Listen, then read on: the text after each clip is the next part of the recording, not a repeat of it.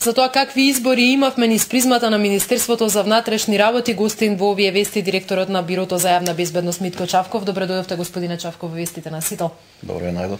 Како течеше гласањето во неделата низ призмата на она што значи Министерство за внатрешни работи и нивни активности?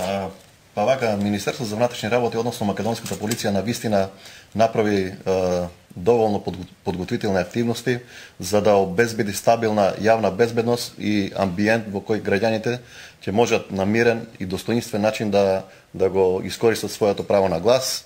И во тој контекст морам да потенцирам дека навистина македонската полиција ги потврди вкупните институционални капацитети и овој пат и во овој изборен процес, како впрочем и во многу претходни изборни процеси и особено во периодот што претходеше практично овој изборен процес. Навистина јас сум горд што ја имам можноста да раководам со една таква професионална структура со институционални капацитети. Граѓаните на Република Македонија треба да се гордеат со таа професионална полиција. Но морам и да ги потсетам граѓаните на Република Македонија во тој контекст дека македонската полиција во последната година или од 2015 година наваму се соочува со силни безбедносни предизвици, така да тоа што го демонстрираше на денот на изборите, обезбедувајќи стабилна јавна безбедност, не е случајно. Само да се навратиме на 6 мај 2015 година, кога беа првите протести и демонстрации пред владата на Република Македонија, кога многу полициски службеници беа физички напаѓани, кога беа повредени и така натаму. Македонската полиција одолеа на сите тие провокации и успешно се справуваше со сите тие предизвици. После 6 мај следуваше македонски граѓани многу добро ќе остане во сеќавање на македонската јавност 9 мај кога беше терористичкиот напад во Република Македонија и антитерористичката акција на македонската полиција. Да не спомнувам понатаму бегалската криза и шарената револуција. Значи, македонската полиција навистина покажа силни институционални капацитети, а тоа само беше потврдено практично на денот на изборите и пред изборите, кога навистина обезбедивме стабилна јавна безбедност, искористувајќи ги нашите ресурси во обезбедување на превенција, на превенирање на прекршоци и кривични дела кои би ја загрозиле јавната безбедност или кои би го загрозиле изборниот процес од една страна, но и сузбивање на такви прекршоци и кривични дела кои сепак ќе кажам дека да постоја, но беа исклучок и не влијае на вкупната безбедносна состојба во Република Македонија. Можевме да видиме во полициските билтени информација за подкуп на гласачи во Струмица и во Кочани. За какви случаи се работеше? Па тоа е во контекст на нашите напори кои што ние ги правевме во превенирањето, но сега во тој случај во сузбивањето на разни прекршоци и кривични дела.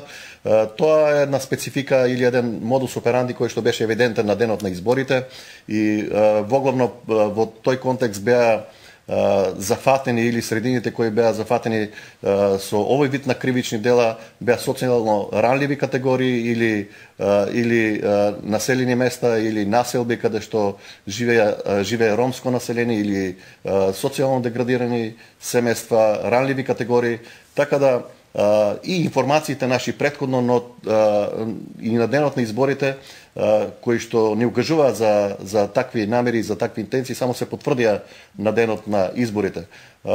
Дел од кривични дела кои што беа во контекст на подкуп при избори, беа откриени пред денот на избори, значи на 9 и на 10 декември, а дел од кривични дела беа откриени и беа обезбедени докази на самиот ден на избори. Првиот случај, се сеќавам, беше случајот во Кочани, кога против неколку лица, за неколку лица обезбедивме црсти и непобитни докази кои укажуваат дека постојат основани сомневања дека една структура се обидува да изврши подкуп на лица, социјално ранлива категорија, со цел да влијат на нивното определување во овој изборен процес.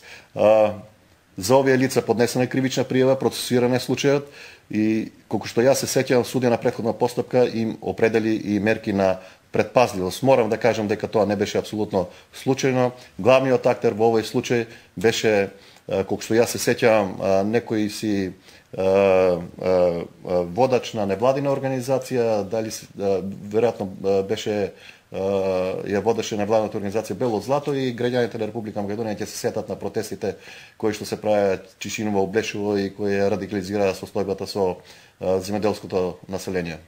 Господин Чавков, денес учите на целокупната македонска јавност се свртани кон Државната изборна комисија, каде треба да се донесе финална одлука околу изборните резултати. СДСМ и БЕС имаат поднесено приговори за дел од избирачките места во втората и во шестата изборна единица.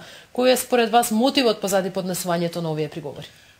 За мене очигледно е, како што е очигледно и за граѓаните на Република Македонија, дека нема апсолутно никакви правни аргументи за овие приговори кои што се доставени и од самата констелација или практично местата каде што избирачките места на кои се однесуваат приговорите, не треба некоја темелна или длабока анализа да се констатира дека тоа е интенција да се направи реинженеринг на изборниот процес. Не случајно кажувам реинженеринг, бидејќи има сериозни индикации дека имаше сериозен инженеринг на денот на изборите. Тоа го потврдуваат и случаите во Кочани, каде што припадници од Социјалдемократски сојуз работеа на подкуп на гласачи. Тоа го потврдуваат случаите во Струмица, каде што исто така имаше процесуирано кривична пријава. Тоа го потврдуваат и случаите во Куманово. Така да на инженерингот на самиот ден на избори сега следи реинженеринг преку неаргументирани приговори. Имаше ли, господине Чавков, интервенции на полицијата во овие избирачки места за кои сега се поднесени приговори од СДСМ и БЕС? Апсолутно стабилна јавна безбедност.